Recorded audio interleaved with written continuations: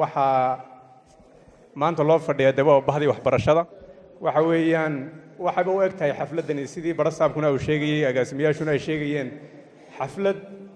si guud bahda waxbarashadu ay u leeyihiin haddana markaanu eegno dadka hadlaya iyo sida u socoto waxaad moodaa midhaha waxbarashada ee waddankeennan heer gobol ilaa iyo heer qaran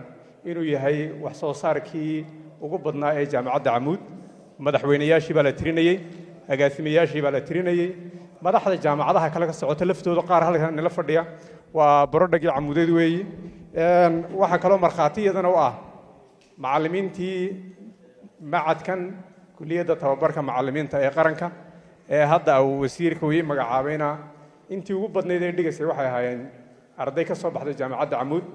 aad iyo aad baan ugu mahadnaqaynaa mahadan la soo koobi karin jaamacadda Camuud waxaan leenahay door weyn baad ka qaadatay horumarka waddanka iyo dhismihiisa iyo nabadgelyada aad iyo aad baan ugu mahadnaqaynaa intaa ka bacdi halkan maanta waxaan u malaynayaa kelmadda aan ku leeyahay waxa weeyaan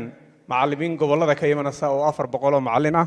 oo markii horena shaqaynayay oo ku jiray muxuu ahaa tababarka bishii January 15keegii ilaa February 15keegii iyo haddana waxay bilaabi doonaan inay hawshii tababarka ahayd ay dib u soo bilaabaan bishan June marka bishan lixaad inaynu ku jirno waxaan marka